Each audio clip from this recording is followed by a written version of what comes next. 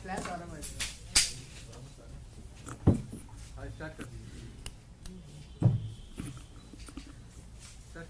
सुबह crime branch के 1 दर्जन अफसर दिल्ली के मुख्यमंत्री अरविंद केजरीवाल जी के घर पहुंचे। क्राइम ब्रांच का एक तथाकथित नोटिस लेके पहुंचे। कहते हैं कि ये नोटिस हम दिल्ली के मुख्यमंत्री अरविंद केजरीवाल जी के हाथ में ही देंगे। आज सुबह वही आधा दर्जन क्राइम ब्रांच के अफसर मेरे घर पहुंचे। 2-3 घंटे तक वहां पे इंतजार किया। कभी अंदर गए, कभी बाहर गए, कभी घर के पीछे के दरवाजे पे गए, कभी आगे के दरवाजे पे आए। कहते हैं जी क्राइम ब्रांच का नोटिस है और नोटिस सीधा मंत्री जी के हाथ में देंगे। वैसे तो जो बेचारे क्राइम ब्रांच के अफसर आए, हमें उन बेचारों पे के दया ही आती है। दया इसलिए आती है कि जब पुलिस में आए होंगे, प्रमोशन के बाद इंस्पेक्टर बने होंगे, एसीपी बने होंगे, तो तब सोचा होगा कि पुलिस में आके देश की सेवा करेंगे। तब सोचा होगा महिलाओं की सुरक्षा करेंगे। तब सोचा होगा देशवासियों के लिए कुछ करेंगे। लेकिन आज उन बेचारों को टीवी की एक प्राइम टाइम नौटंकी बना के छोड़ दिया है उनके राजनीतिक आकाओं ने।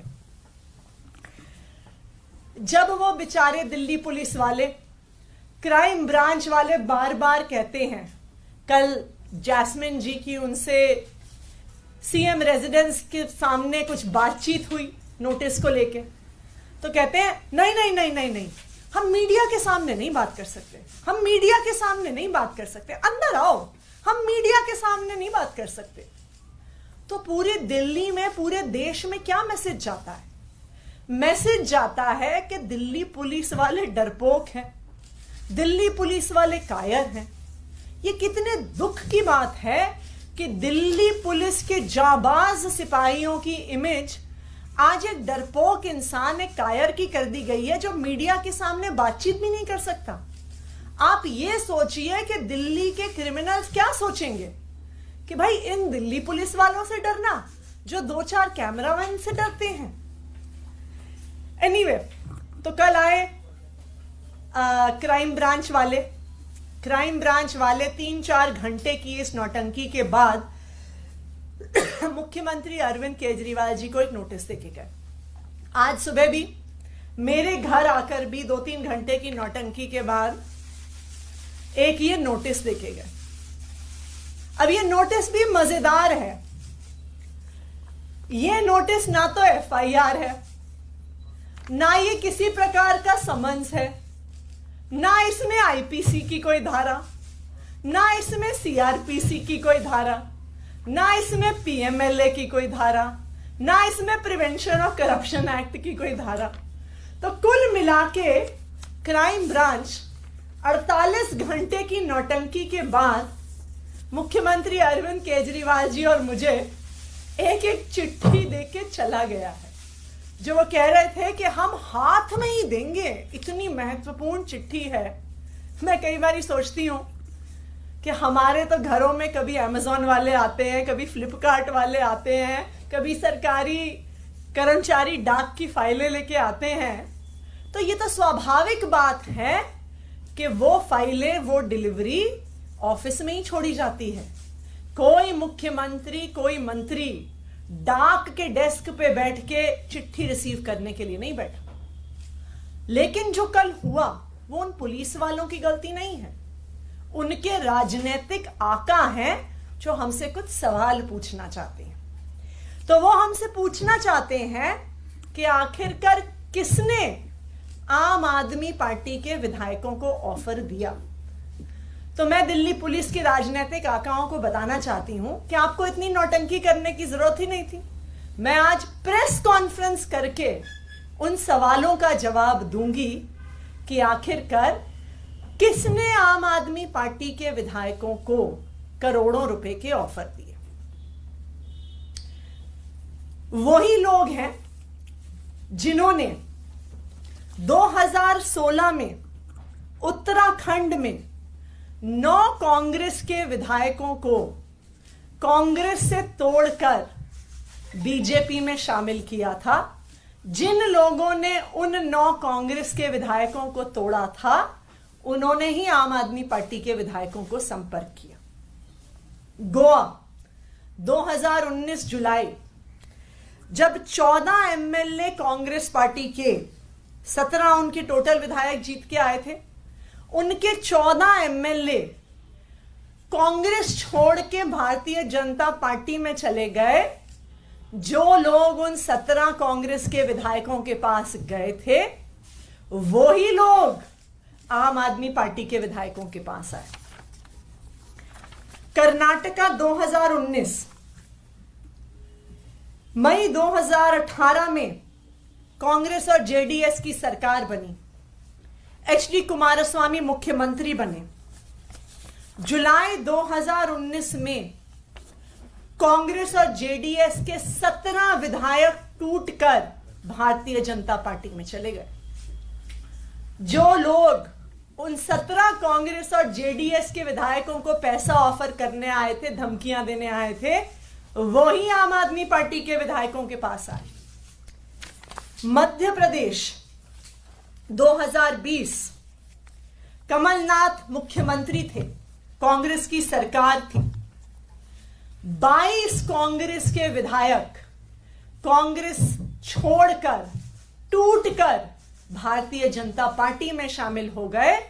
तो जो उन कांग्रेस के 22 विधायकों को खरीदने आए थे, उनको तोड़ने आए थे, वही आम आदमी पार्टी के विधायकों के पास आए। और लेटेस्ट, जो अभी कुछ ही दिन पहले पूरे देश ने देखा, महाराष्ट्र में नवंबर 2019 में उद्धव ठाकरे महाराष्ट्र के मुख्यमंत्री बने। लेकिन 21 जून 2022 को शिवसेना के नेता एकनाथ शिंदे 11 विधायकों के साथ बंबई से सूरत चले गए और शिवसेना छोड़कर भारतीय जनता पार्टी के साथ मिलकर उन्होंने सरकार बना ली। तो जो लोग एकनाथ शिंदे के साथ साथ 11 विधायकों को तोड़ने आए थे, वही लोग आम आदमी पार्टी के विधायकों को तोड़ने आए।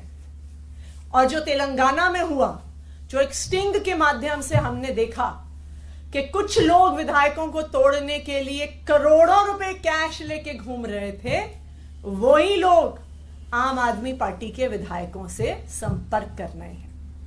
तो मैं क्राइम ब्रांच के राजनीतिक आकाओं को बताना चाहती हूं कि आपको भी पता है कि कौन वो लोग हैं जो पिछले 7-8 साल से एक एक करके ऑपोजिशन की सारी सरकारों को तोड़ रहे हैं।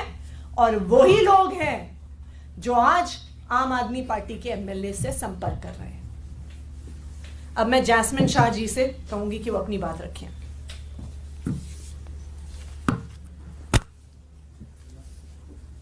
दोस्तों, आप सबने कल देखा कैसे मुख्यमंत्री अरविंद केजरीवाल जी के आवास के बाहर जब क्राइम ब्रांच, दिल्ली पुलिस के क्राइम ब्रांच के दर्जन करीब ऑफिसर, जिसमें कई सीनियर ऑफिसर खड़े थे, उनकी टीम पहुंचने के पहले सारी मीडिया वहां पे पहुंच गई थी।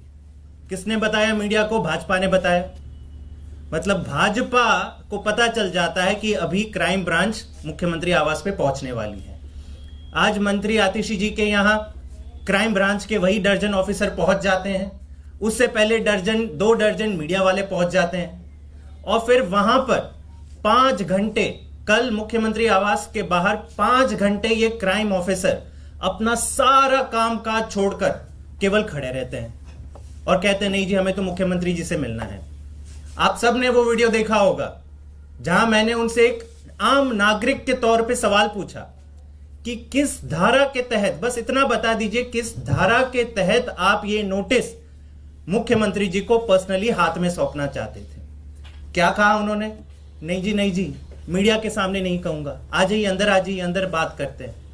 इतना डर, इतना खौफ। अगर आप कानून के तहत कोई काम करते हैं तो मीडिया के सामने बताने में क्या है आपको डर? सवाल का जवाब नहीं दिया। अंत पंत में 5 घंटे की नौटंकी के बाद वही नोटिस सीएम दफ्तर के बाहर देके चले गए। मैं आज आपको यह बताना चाहता हूं कि दिल्ली में इसका क्या इंपैक्ट होता है। आप सब जानते हैं दिल्ली देश का क्राइम कैपिटल है।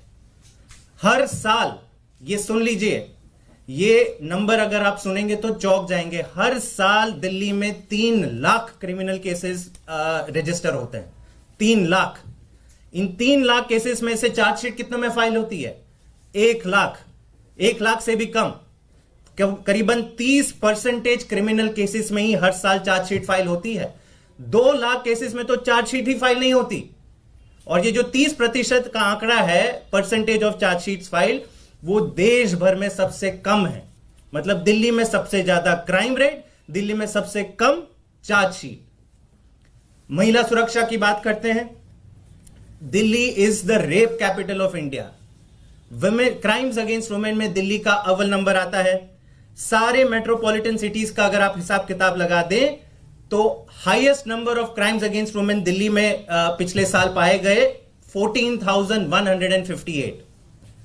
सीनियर सिटीजन्स की बात करें, सारे देश में सबसे ज्यादा क्राइम अगेंस्ट सीनियर सिटीजन्स कहां रजिस्टर होते हैं? दिल्ली में रजिस्टर होते हैं 1,315 पिछले साल, जो उसके पहले के साल से भी ज्यादा था। क्राइम अगेंस्ट चिल्ड्रन की बात कर लेते हैं। बच्चे कितने सेफ हैं दिल्ली में? दिल्ली में देश भर में highest crime against children report होते हैं हर साल।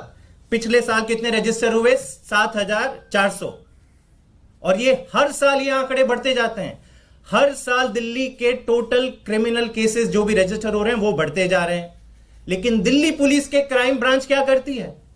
बीजेपी के मुख्यालय से कॉल नहीं आया, दर्जन ऑफिसर भेज दो मुख्यमंत्री के घर पर, 5 घंटे उनको खड़े रहने दो, मीडिया के सामने नौटंकी करेंगे, भंगड़ा करेंगे कि आओ हमें शूट करो, हम यहां पे खड़े हैं। और नोटिस का आधार क्या है? जैसे अतिशी जी ने कहा, ना कोई आईपीसी की धारा मेंशन्ड है, ना सीआरपीसी, ना कोई समन्स, ना एफआईआर।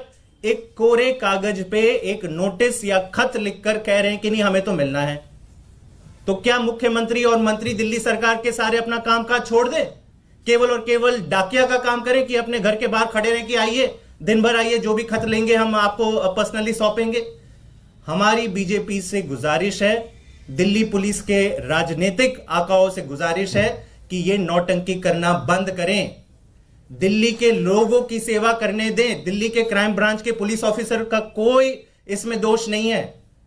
हमारी पूरी तरह से दया है उनके साथ। वो जब आए थे पुलिस फोर्स में तो ये जरूर सोच के आएंगे कि देश की सेवा करेंगे, महिला सुरक्षा पर काम करेंगे, किडनैपिंग रोकने में काम करेंगे, मर्डर को रोकने में काम करेंगे। लेकिन होता क्या है, सुबह एक 8 बजे कॉल आ जाता है कि जाओ आज पूरी दिन मीडिया के लेके जाओ और सीएम के बाहर आप सीएम के घर के बाहर आप ये खड़े रहो रास्ते पे। दुख होता है और मेरी हाथ जोड़ से विनती है कि क्राइम ब्रांच को उसका राजनीतिकरण ना करें, उनको जनता की सेवा करने में छोड़ दें। अतिशी जी, अभी जैस्मिन बता रहे थे कि सबसे कम केस रजिस्टर होता है दिल्ली में, लेकिन आप लोगों ने जो आरोप लगाया है उस पे भारतीय जनता पार्टी कह रही है कि सबूत नहीं देंगे तो आपके ऊपर में केस रजिस्टर होने वाला है और जवाब आपको इस बार देना ही पड़ेगा। क्या है सबूत, वो बता क्यों नहीं रहे आप लोग? देखिए, हम तो बता रहे हैं कि कौन लोग आए थे। हम तो बता रहे हैं कि वही लोग आए थे जो गोवा में गए थे, वही लोग आए हैं जो कर्नाटका गए थे, वही लोग आए हैं जो तेलंगाना गए थे, वही लोग आए हैं जो मणिपुर गए थे, वही लोग आए हैं जो अरुणाचल प्रदेश गए थे। तो इसलिए ये कोई छुपी हुई बात ही नहीं है कि कौन आया था विधायकों की खरीद फरोख्त करने के लिए। ये आप सड़क पर चले जाइए, सड़क पर चलता हुआ आपको बच्चा बच्चा बता देगा कि कौन कांग्रेस के विधायक तोड़ रहा है, कौन शिवसेना के विधायक तोड़ रहा है, कौन जेडीएस के विधायक तोड़ रहा है, कौन आम आदमी पार्टी के विधायक तोड़ने की कोशिश कर रहा है। मतलब तो इसलिए ये क्या करें, एक भारतीय परंपरा में कहते हैं प्रत्यक्ष ही प्रमाण है, तो ये बिल्कुल प्रत्यक्ष है, पूरे देश के सामने है कि कौन विपक्ष की पार्टियों पर केस कर रहा है, कौन विपक्ष की पार्टियों को डराकर धमकाकर पैसों का लालच देकर तोड़ने की कोशिश कर रहा है।